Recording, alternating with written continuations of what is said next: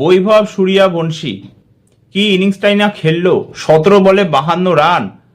Matt Henry, নূর আহমেদের মতো international bowler যারা নিজের দেশের হয়ে এত ম্যাচ খেলে ফেলেছে তাদেরকে ছাড়ছে না, পুরো ক্লাব লেভেলের বোলার বানিয়ে দিয়েছে এদেরকে। ম্যাট হেনরির প্রথম ওভারে 3 বল খেলে 11 রান স্কোর করে দিয়েছিল, নূর আহমেদের ওভারে 15 রান। ভাই কে বলবে যে 15 বছরের ছেলে। এবং এইভাবে যদি বৈভব খেলতে থাকে হতে পারে আমরা বৈভবকে ইন্ডিয়ার হয়ে খেলতে দেখতে পাবো এই বছরে।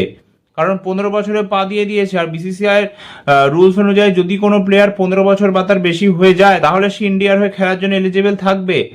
তো হতে পারে আমরা বৈভবকে হয়তো ইন্ডিয়ার হয়ে ডেবিউ করতে দেখতে পারবো। এবং বৈভবের মতো প্লেয়ার যদি 6 ওভার টিকে যায় তাহলে পুরো নিজের দলকেও একা হাতে ম্যাচ জিতিয়ে দেওয়ার ক্ষমতা রাখবে। এবং বৈভব কতটা ডেঞ্জারাস প্লেয়ার সেটা আমরা আন্ডার 19 ওয়ার্ল্ড কাপ ফাইনালেও দেখেছিলাম।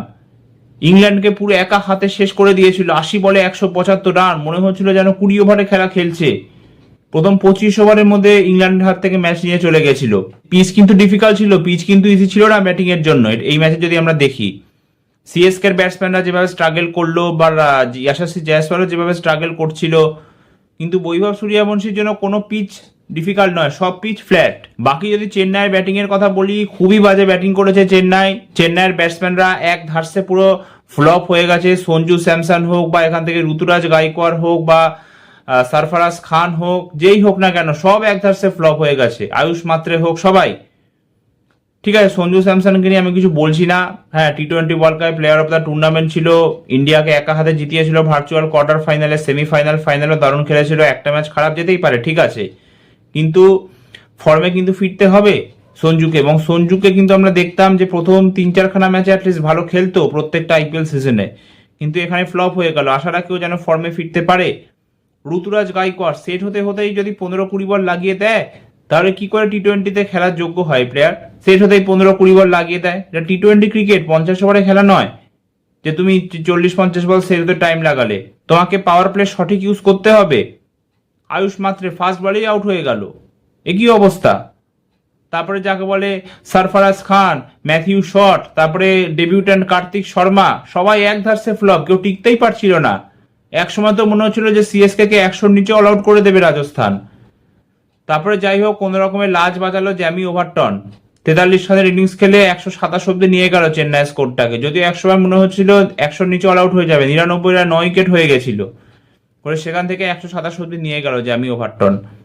আর বাকি যদি রাজস্থান বোলিং এর কথা বলি, দুর্দান্ত বোলিং করেছে। নান্দ্রে বার্গার 2খানা উইকেট, জোফরা আর্চার 2খানা উইকেট, জাদেজা 2খানা উইকেট, এছাড়া ডেবিউট্যান্ট ব্রিজেশ শর্মা 2খানা উইকেট, এছাড়া 1খানা উইকেট নিয়েছে। সন্দীপ শর্মা 1টা উইকেট নিয়েছে, রবি বিষ্ণয় 1টা উইকেট নিয়েছে।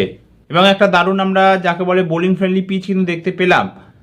কারণ এর আগে দুটো ম্যাচ হয়েছে এই সিজনে, দুটো ম্যাচের 4 ইনিংসেই মানে যাকে বলে 200+ স্কোর হয়েছে।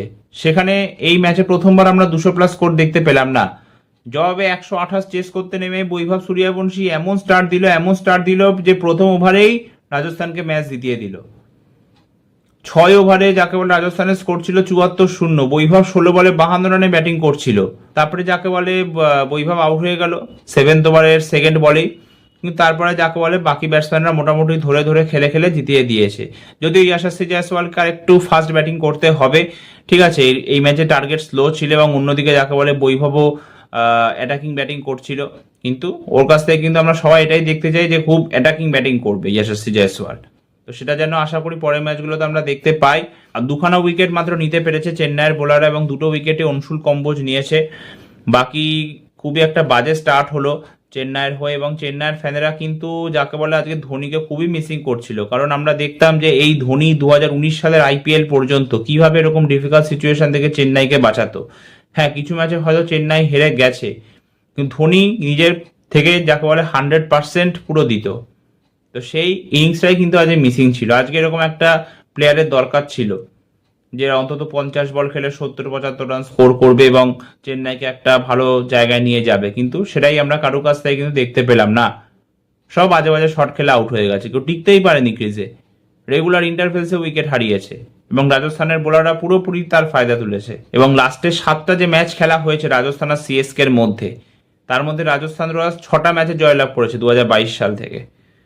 এই হচ্ছে অবস্থা, সিএসকে জন্য খুব একটা বাজে স্টার্ট হলো। তো এখান থেকে দেখা যাক এখন সিএসকে কামব্যাক করতে পারে কিনা, নাকি 2025 সালের মধ্যে বাজে পারফর্ম করতে চলেছে। এবং 2025-এ তো সিএসকে খুবই বাজে পারফর্ম করেছিল, 10 নম্বরে ফিনিশ করেছিল। বাকি দেখা যাক আগে কি হয়। তো এই ভিডিওটা এতটাই, আবার দেখা হবে একটা নতুন ভিডিওতে। ততক্ষণ সবাই সুস্থ থেকো, সাবধানে থেকো, ধন্যবাদ।